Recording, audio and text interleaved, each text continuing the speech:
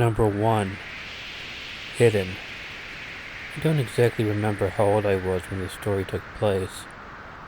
All that I know is that I was really young. I was left home by myself then, at an age that I think most people would nowadays think is way too young to leave a child home alone.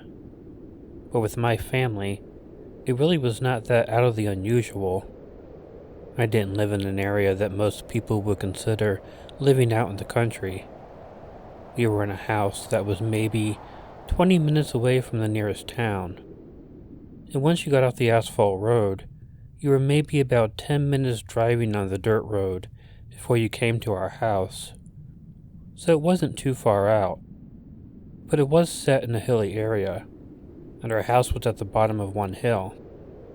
And although I don't recall exactly how old I was when the story takes place, I'm sure that I was probably around 10, or something like that. I was also an only child, which is one of the reasons I was home alone when this happened. The other reason is that my parents, who were still very young, because they had me when they were very young, were going out to a bar that night. They did this every now and then, and I was always left by myself when they did. Plus, this was about 50 years ago, so their plan on how to keep me safe at home was really out of date. Nowadays, and if I leave the house, people and I would tend to make it look like they were at home, in order to keep people from breaking in or something. My parents did the exact opposite. They put me in bed, and they made sure the lights were all out, to make it look like no one was at home, in order to try and make me be safe. My room was on the second floor of the old house that we lived in. It was an old house, and I really think it was supposed to have been an attic, and not a bedroom or a second floor. It wasn't very huge, and had 2 small windows in it, one in both the front and the back of the house. I remember it was snowing before my parents left to go out and do their bar hopping. It likely began snowing harder when they were gone. For normal, I was already in bed before they left. I was not supposed to answer the phone, go to the door, or even get up for any reason other than going to the bathroom. Even then, I was not supposed to turn on any lights but the bathroom light, and the bathroom had no windows. I stayed up a bit later than I normally would have because I liked watching the snow fall out the window. It was not always easy to see because there were no lights at all, except a really dim lantern that was at the end of the driveway. But I could watch the snow fall from there, and it was very pleasing to watch. I knew my parents would not be home until really late, and it was also likely, knowing how long they would go out and do their bar hopping in the past, that they would not be back until tomorrow at some point. I finally went to bed, feeling pretty content. I woke up to a light shining in through the window of my attic room. It was only for a few moments, but it woke me up. And just as soon as it woke me up, the light went out. Although I was a bit disorientated from just being woke up, I was able to quickly figure out that it was from headlights. I got up slowly and went over to the window. Looking down on the front yard, I noticed a car that I had never seen before in my life. And getting out of that car was someone that I also had never seen before in my life. Although it was difficult to make them out in the dark, I don't know a lot of adults, so it was easy to figure out. And then I heard the unmistakable sound of a window breaking. Panic set in really quickly as I realized someone was breaking into our house. My parents' car was not out in the driveway, and I'm sure it would have been too early for them to have been home anyway. I heard someone opening the front door and coming into the house. They must have broken one of the 3 little windows that were on the door. I didn't know what to do at first. I heard the man moving around downstairs. Although this room was sort of like an attic, it had a thin row of set stairs leading up to it. It wasn't like one of the attics that had a pull-down set of stairs. The intruder was likely to find them and come up here. Not only that, but our house was very old and very creaky. I was worried that any movement would alert whoever was downstairs. Fearing for my life, I realized the only hiding place I really had would be under my bed. But even though it was a few footfalls away, I had to move very, very slowly in order to get there. So step by step, I started to very slowly move over to my bed. Once or twice, I did hear a bit of a creaking sound, and it frightened me each time, but I was able to get over to my bed without seeming to have caught the attention of the robber or intruder or whatever he was. I managed to crouch down and then slip myself under the bed, and then I rolled on under there. Being against the floor, I was able to hear what was going on downstairs a lot better. The guy was obviously going through our belongings and not really being the quietest while doing it. The noises bugged me, but not nearly as bad as the creaking I heard when I knew that he had found the staircase and was making his way up. From under the bed, my heart began pounding in my ears when I noticed a pair of boots come into my view. I was scared to even breathe at that moment. I did my best to hold still and try not to make any noise at all. I watched the boots walk around the room. The drawers of my dresser opened and closed, and I watched some of my things land on the floor. I didn't really care about that as long as I didn't get caught, so I just held my breath, tried not to cry, and waited. After what seemed like forever, finally the boots walked back towards the staircase and went down them. I was able to breathe again, but I still didn't dare move. I heard more noises downstairs for a little while, but I didn't move a muscle until I heard the front door close and heard the car outside start running. I got out from under the bed in time to get to the window and see the car pulling out to the driveway. Then I quickly ran downstairs to call the police. Although the guy was gone and he had ransacked our home, I was scared he might come back. The police came over and looked over the house. They asked me where my parents were, and I told them they were out bar hopping. So the police went. They took me over to my grandmother's house, so I wouldn't have to spend the night in the house alone. Terrified, I always thought that had been very, very nice of them. It was scary for a long time, sleeping in that house after what had happened. My parents would still go out to their all-night bar adventures, but fortunately after my experience, they always dropped me off at my grandmother's house before doing it.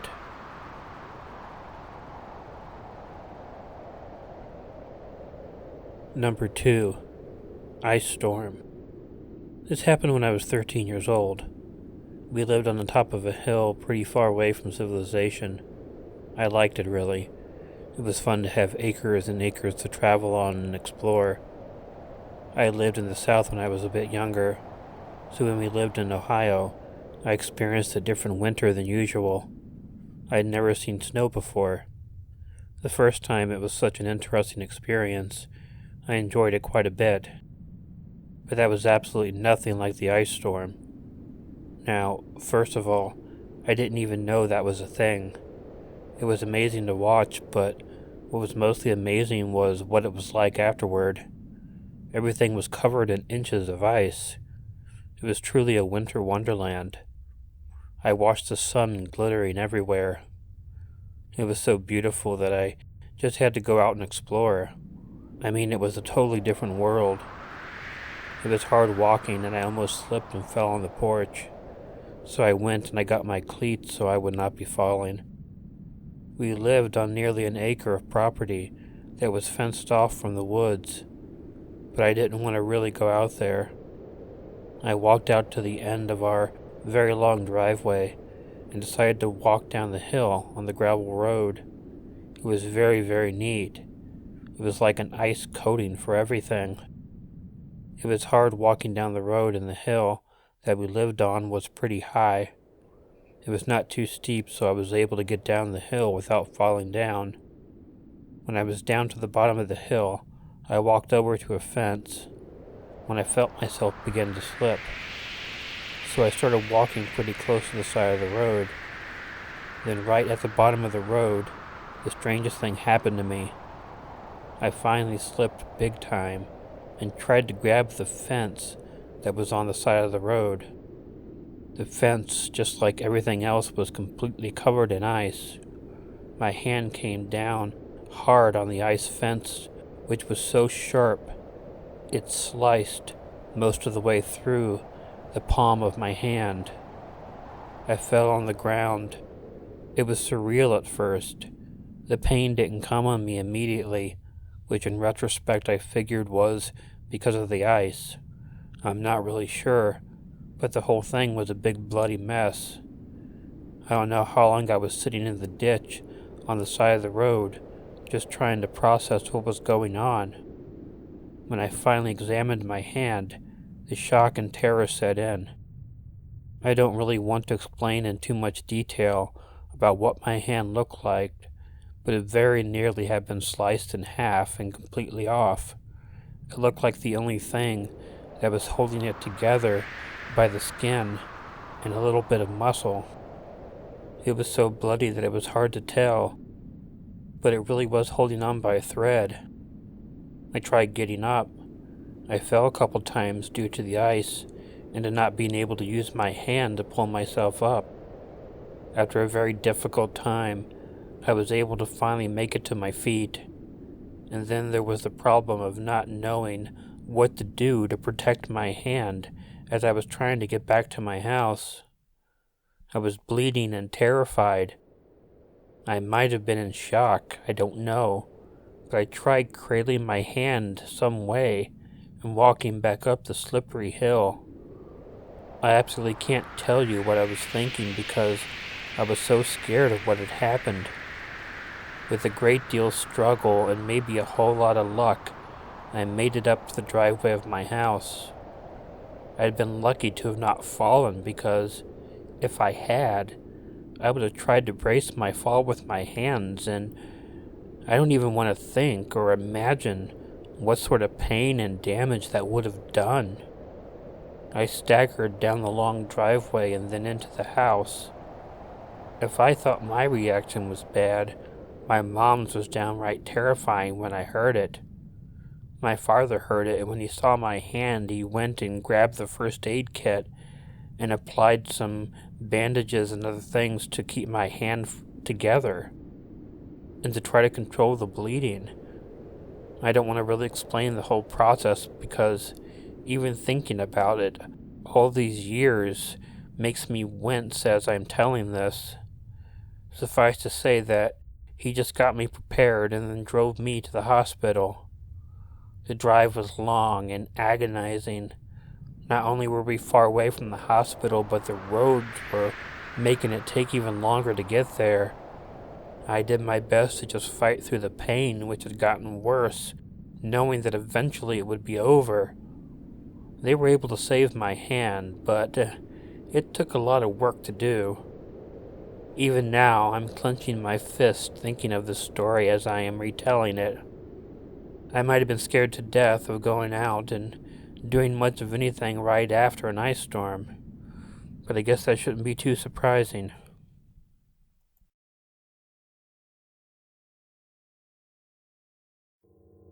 Number 3. Apache Lake. It was already mid-autumn when I set out, so I knew that if I was going to get in one last survival before winter, it was going to have to be quick. S.C. and I said our heartfelt goodbyes and a last embrace before her brother-in-law took her back to Phoenix. He had dropped me off on McDowell Road in the Thunder Mountain area, so all I had to do was take the usury trail straight north to the Salt River, and then go downstream to Saguaro Lake, and from there, hike the entire southern shoreline through Canyon Lake, following the Salt River east all the way to Apache Lake, which was about 33 miles as the crow flies, and if I still had time, all the way down to Roosevelt Lake, another 16 miles further east. The conditions at that time of year were mild because the summer heat was gone.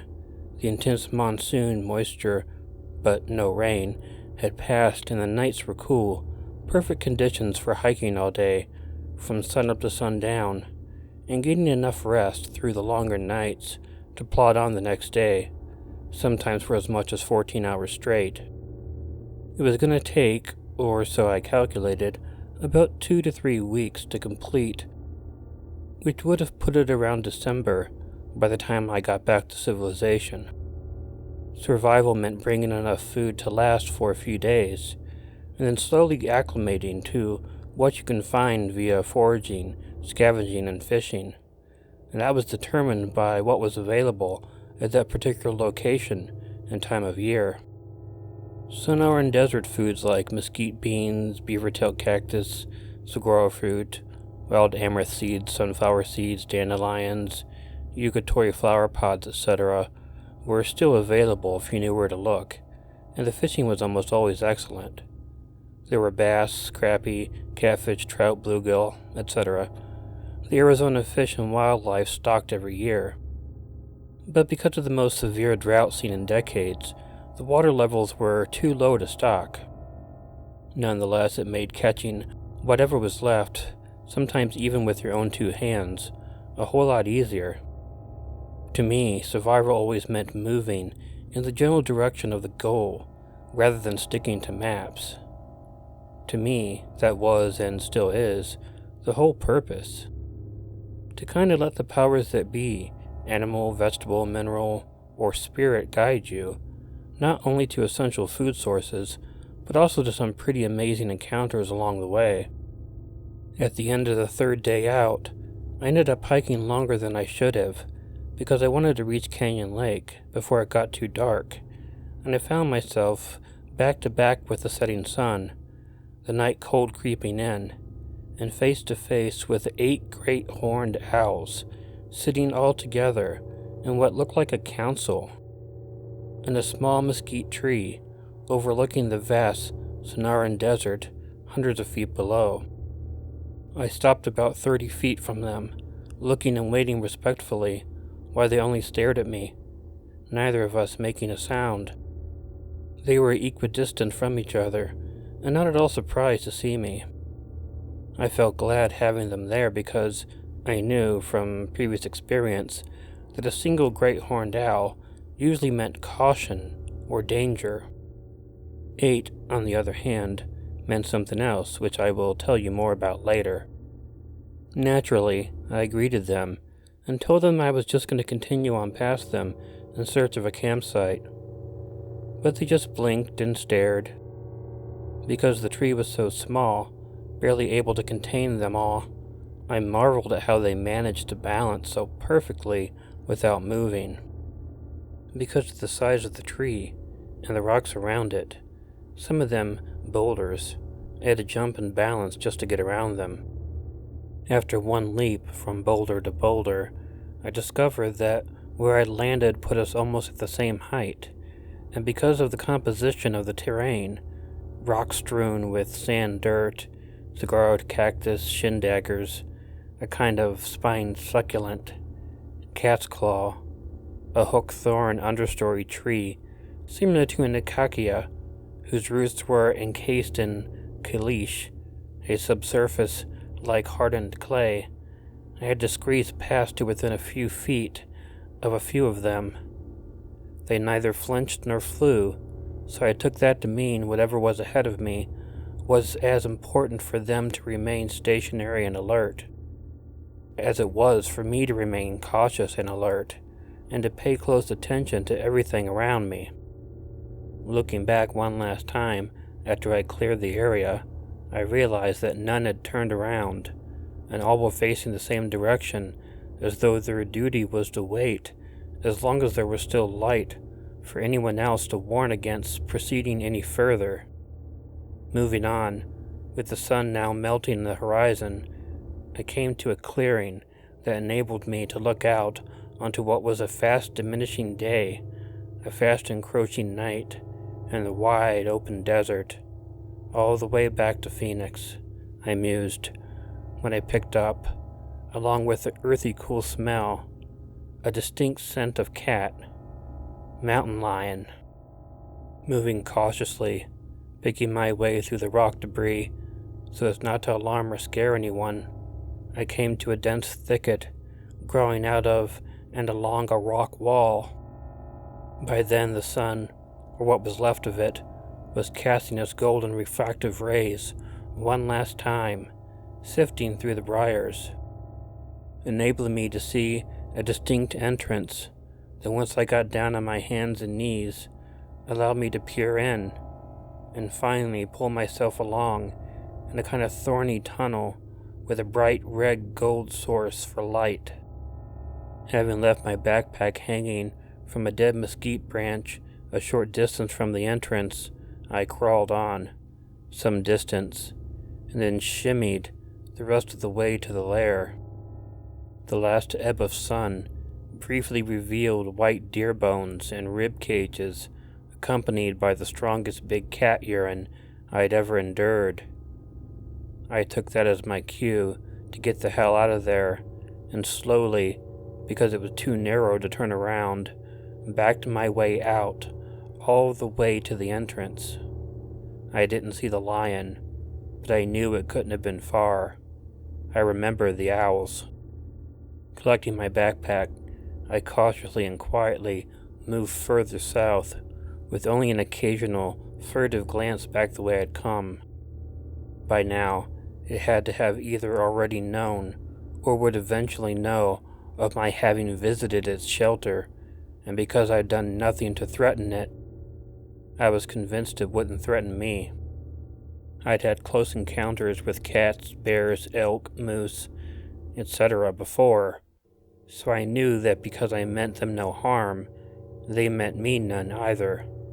Human animals, on the other hand, were almost entirely different. Either way, I sensed that whatever had occupied that shelter felt the same way, or was just glad that I was no longer there. My weird inclinations almost always proved to be right, and proved so again this time. By the time I reached a suitably safe and remote area, the sun was completely down, and there was just enough dusk left for me to pitch camp, do my yoga, eat a meager meal, and hunker down to sleep, with one eye and both ears open, of course. The next day I arrived at the Salt River, and began my traverse downstream to Canyon Lake. I arrived late afternoon, and was amazed at how much the reservoir had dropped from the previous year that I've hiked, swam, and fished. I was never that big on hunting. All along the southern shoreline, there were small ponds that had dried to the extent that they were cut off from the main flow and reduced to shallows, some teeming with fish and others dried out entirely, with only skin and bones left to show of its previous occupants. Almost all that had died, however, were entirely consumed due to predation because of the drought and the dependent wildlife in the area, and the desert predators congregate around water holes, as do their prey. Subsequently, nothing is wasted. One area in particular that C and I had hiked in our travels some years earlier was now so low and steep that to reach the water I had to scooch down the side on my butt to the bottom 30 or 40 feet below. It still had enough water to allow suckers, carp, catfish, stripers, etc. to survive. If the drought went on much longer, they were sure targets for predators. The dry slide exposed crayfish shells, fish skeletons, some freshwater clam shells, all in various phases of decomposition, most now reduced to dried out husks. Still, I saw a profundity of jackrabbits, cottontails, coyotes, Codis's raccoons, Javelina Beccari et al. In the area, despite the risk, ravenous for water and sustenance.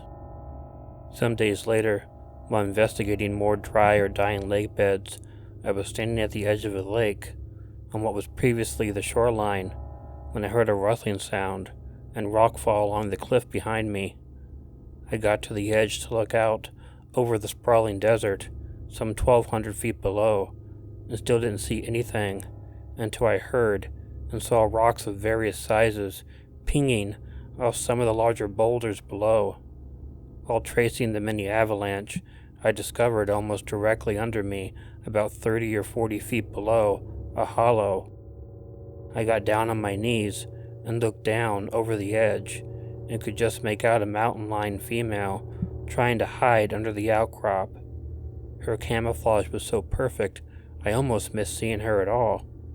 Likewise, it was only when I heard the telltale pinging of more rocks falling further back where I'd come, was I able to make out a large male beating a hasty retreat in the opposite direction. Could these be the occupants of the lair the great horned owls had warned me about?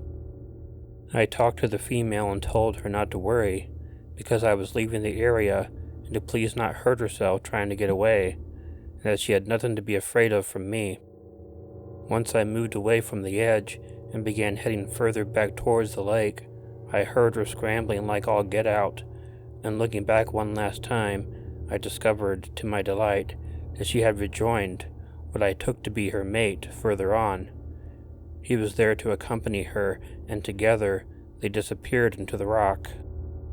On or about the 12th day, aghast at the drought conditions taking its toll on the wildlife, the smell of death all around me, I happened onto an area that was inaccessible by land, which meant I would have to either go up onto the overhanging cliffs or into the water itself.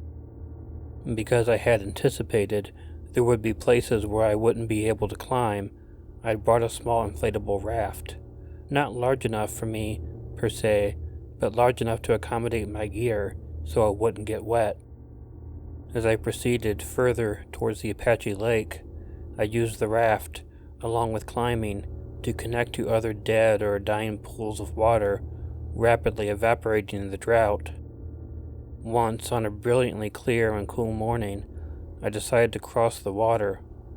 With my binoculars, I could just make out, about a half-mile ahead of me, a bit of shoreline, surrounded by mountain cliffs. I stripped down to just skin. Some of the areas I was hiking were so remote, no one was anywhere nearby to take offense, and began treading water, my raft in tow, the shore getting closer. It took me the better part of 30 minutes to cross. All along the way, fish were grazing me, nibbling me, and generally just popping up beside me to look at the weird human who decided to swim with the fishes. Before I pulled myself up on the beach, the shore was at first rocky, then sandy, and finally damp and muddy, and to my amazement, full of holes, hundreds of them. Once I drew up further inland, I discovered that in many of them, the occupants were still alive, waiting or hiding, and some had already been dragged out and half-eaten. Either way, there were literally hundreds of tarantulas spread out over a few acres of more and more gradually evaporating shoreline. To almost anybody else, this discovery would have been met with absolute terror. For me, it was more of a curiosity. I reasoned that the drought-like conditions had, in effect, forced hundreds of tarantulas to seek shelter, and the marauding predators who, like themselves, were starving for food and water, somehow managed or forced to group themselves together for both. Typically, the only real predator tarantulas faced from day to day were tarantula killers, a large black and red wasp that would sting them, usually in their burrow, drag them out into another abandoned burrow somewhere nearby, and lay eggs in their abdomen. The wasp larvae would hatch, and then consume the tarantula alive from the inside out, until the young completed their metamorphosis and would fly off to mature and look for more tarantulas, and thus complete their life cycle. Gruesome but effective. At night, however, was a different kind of predator. Scorpions. To me, spiders were gentle and really quite intelligent. You just had to know how to sing to them, sort of, and pet them. Scorpions were different. not so much because of what they could do to me. I had been stung before, as well as bitten by spiders, as what they would do if they found themselves in a situation where fight or flight was impossible. They would commit suicide. I'd seen it before, and it always left me with a poignant kind of shock and awe. I remember waking up once to discover a young tarantula in my shoe. In the Sonora Desert, you never put on your shoes or your clothes without shaking them out first. Even your hat, because of scorpions mostly, though snakes can be an issue too, along with black widows and the occasional brown recluse. What if it's cold enough and, at night, voles, mice, and even kangaroo rats would use them for cover and protection? A good strong human foot scent on their fur was a good deterrent against predators. Not so good when looking for a mate, however. When I shook my shoe out, the young tarantula fell onto the ground and literally ran back towards me, and only after a few more attempts I managed to cover it with a shirt long enough to discover the reason for its unusual behavior. There was a large adult tarantula killer, or tarantula hawk, scouring the area in search of a young, healthy tarantula to lay her eggs. The frightened little spider was so scared, it was willing to take its chances with me rather than face the horror of invasion of the body snatcher. After we managed to wait it out for the wasp to leave, I slowly went through my shirt, and with a stick and a lot of cooing, telling it how beautiful it was, got it to mount the stick, and holding on together, we walked some distance to find the perfect burrow. It crawled in, neat as you please, and seemed really quite happy and thankful. By the time I got back to my campsite, the wasp was frantically searching for its prey. It even flew right up to me as though to say, "Where is it? What did you do with it?" I answered matter-of-factly, "It's not here. Find something else." After a few more suspicious searches, actually going into my tent once to see if it was there, it finally moved on and out of the area. The tarantula village, however, was in a sorry state. Many of its occupants were either already dead or slowly dying, like everything else that year during the drought from hell. For some time I simply stood, watching Darwin's survival of the fittest being played out by wasps, birds, and crayfish, hitting the burrows, dragging out their victims, and either killing them outright or dragging them off screaming to eat them later. Their corpses were everywhere, and the stench was overwhelming. Realizing that I was going to have to move to another area because of the fast approaching twilight, I put all my gear back in my pack, cinched it up tight, and began to freestyle climb the cliff wall that enveloped Spider Beach, where there was still enough moonlight to see and to either get out of the area entirely or at least get a good look around to see where to go next. By then, I didn't have a lot of extra weight to contend with, since I was now totally surviving it, scavenging myself for what I could find. So the hand-to-mouth feeding made the hand-to-foot climbing relatively easy, at least for the first few 100 feet. I remember looking out at the view and over to a potential jump from where I was hanging, calculating the distance to the other side and how far I would fall if I missed. When stretching a little bit higher on the rock face for support, I felt something graze my hand about 5 feet above me, and pulling back my hand at the last second, heard the telltale sound of a child's rattle. Holding the rock face so that if it dropped, it would fall past me on its way down to Tarantula Cove, I waited for the warning to die down, and with both feet braced between two outcrops and one hand holding me to the rock, I unbuckled my backpack with my free hand, pulled it around to the front, freed one arm and then the other, and still holding onto the ledge, tossed the backpack out and down, some 300 feet below, clearing the rock face, and falling about 40 feet from the nearest tarantula burrow. Another prophetic warning from the 8 great horned owls.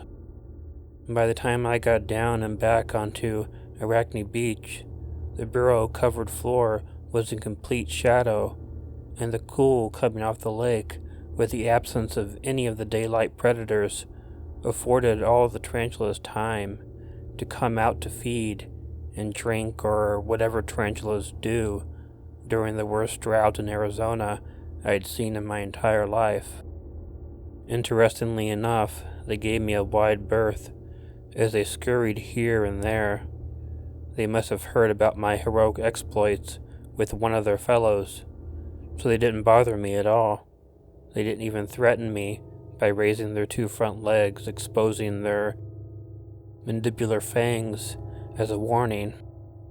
They were, virtually, completely oblivious to my presence. Realizing that it was too late to get back in the water, rattlers swim, you know, I picked my way through the tarantula-laden landscape back towards the cliffs, furthest from the shore, and discovered that there was a hidden pass, just wide enough to squeeze through, that led to a trail, now in shadow, back towards the way that I'd come, and back all the way to Phoenix, I mused. The area was spider-free and exposed a small indentation that would have, under normal conditions, been about 25 feet underwater, but revealed a hollow in the limestone that was now clean and dry, and the exact same dimensions as my bivy sack. I stayed there for the night, and had a good, though cautious, night's sleep. Fortunately, I didn't even have to wake up to take a piss. Some days later, I'd laid a makeshift trout line after finding an abundance of fishing line, hooks, and tackle. I used the deceased tarantula's legs for bait. The morning after, I discovered that I had somehow managed to catch a hefty 8 or 9 pound channel cat, and despite its beleaguered cries, ever heard of a talking catfish? I told it that I wouldn't think of eating it under normal circumstances, but because I too was starving, I was completing my 3rd week out, I had to eat something, the powers that be again. After thinking it for its life, and without further ado, I knocked it senseless with a rock, and cut off its head before I gave in to its pleas. I felt horrible about it, for a while, but once it was roasted in the skin, peeled and eaten, I got over it pretty quickly. It was a magnificent specimen, and delicious to a fault. A few days later, not having much luck with any more fish, and out of the blue, I was visited by a day hike guide and his entourage of retirees from Scottsdale, Arizona. The powers that be yet again? After they had completed their circuit around the area, and the tour leader dropped a few arrowheads as mementos, I rode back with them to Apache Junction, a small town east of Phoenix, and promptly went into the nearest grocery store and bought almost everything that was edible. I stayed in a motel for a couple of days and called C to come and pick me up. When I told her about Spider Island, she was psyched to hear it and sorry she missed it. C loves tarantulas. I told her that nonetheless, I would tell her all about Rattlesnake Island in New Mexico when I got back. She told me she'd rather hike it instead. But that, as they say, is another story. Cheers.